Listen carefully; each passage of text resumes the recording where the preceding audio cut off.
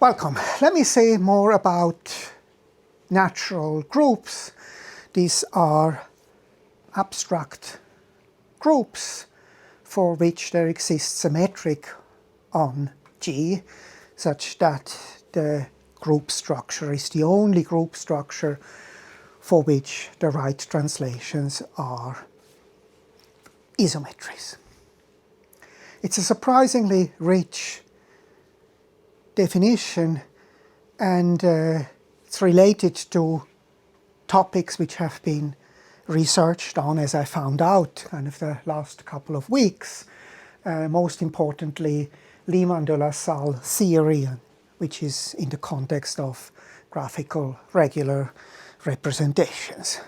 So the results are actually quite general. It covers all the finite groups, for example. All the finite groups, we can decide whether they are natural or not, or more generally groups which are finitely generated. The result is split into two parts. In the abelian case here, it's natural if and only if it is either finite and odd, or if it is of the form C2 to the R. I changed the notation because of the confusion which one could have with a dyadic group of integers, which is also quite interesting here. So the dyadic group of integers is not natural, while the p-adic group for odd p is natural. So that's the abelian case. In the non-abelian case, it's even more clear. So the only obstruction is that we have not, that the group is not isomorphic to a generalized dicyclic group. These are very beautiful groups. You start with A and an element y, and such that y is x squared, and then so you add another element such that, x squared is equal to y, and then you enlarge, you have a larger group which is called the generalized dicyclic group. And this group is it's actually in the non-abelian case the only obstacle. And maybe I just point out my whole research has started with Z, right? That was the first example looked at actually already in 2008. Z is not natural. Actually, that follows from this case here. It is finitely generated abelian, and it's not finite odd, and it's not of that form. So Z is not natural, while the dihedral group is natural.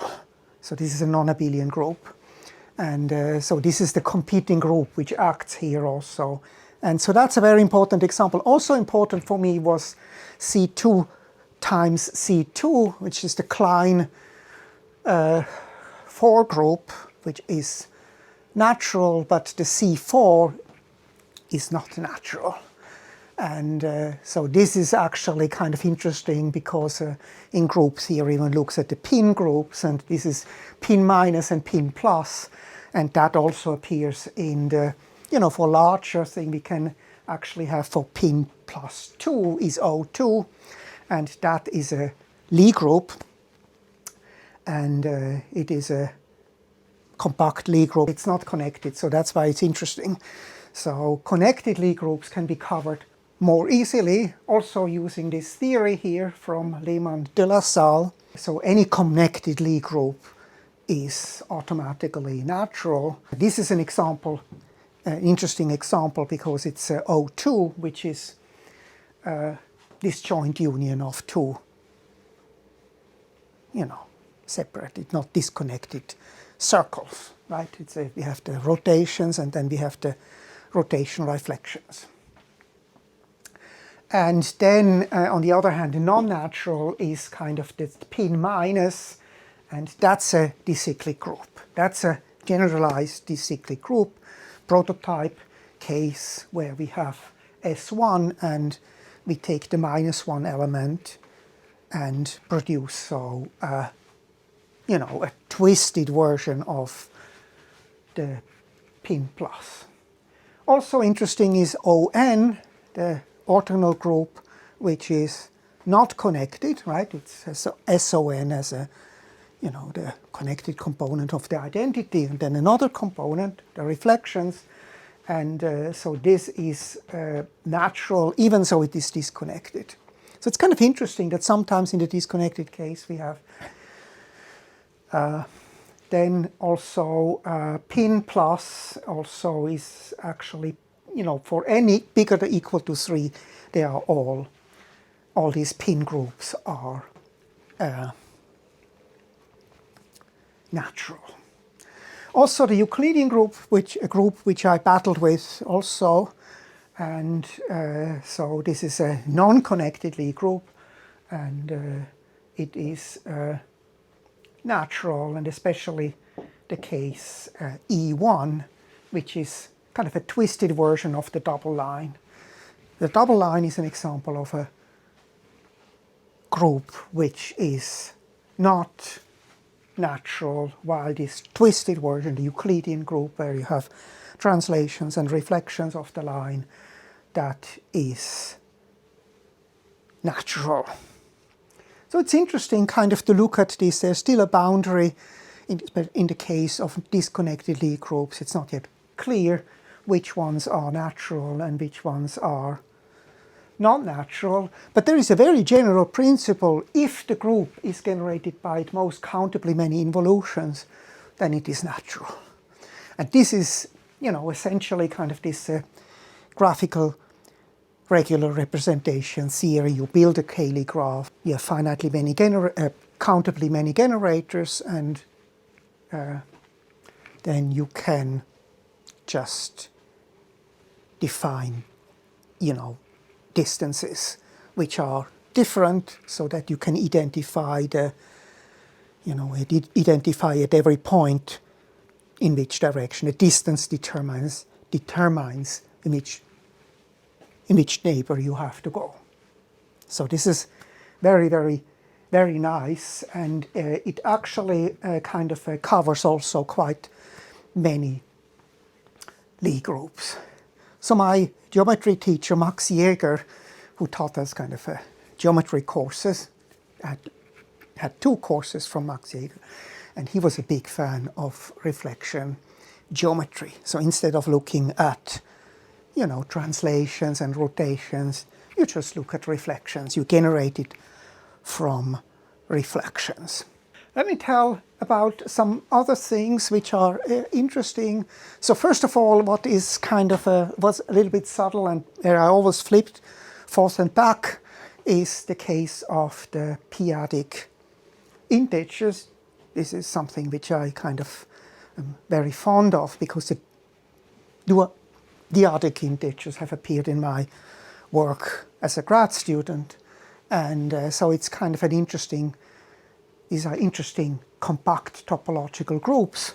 Now what is interesting, turns out that it's not the p-adic metric which actually makes this group natural for p odd.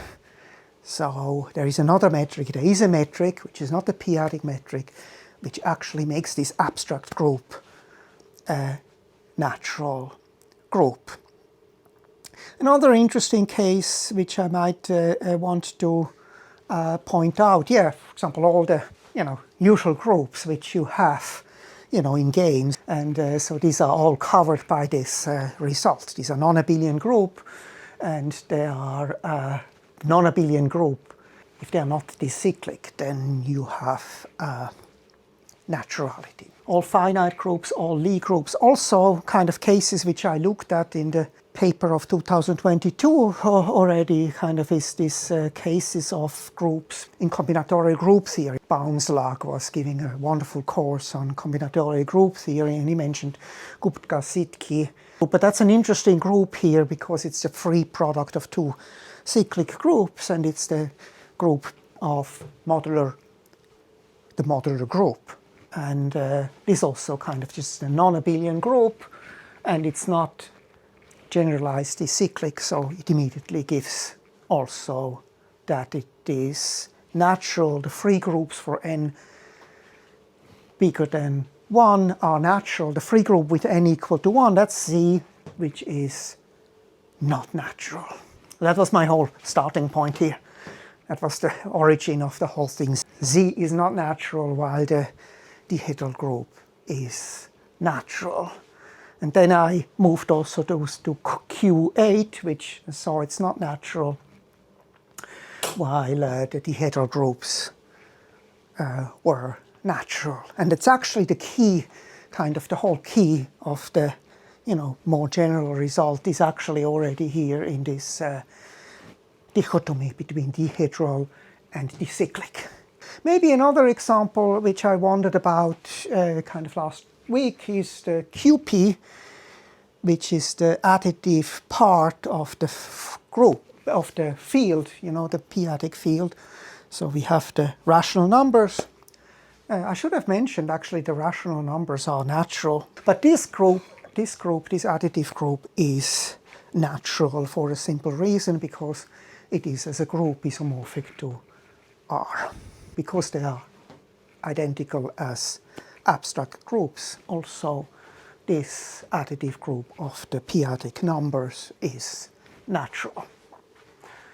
So I think that pretty much covers what I wanted to say today.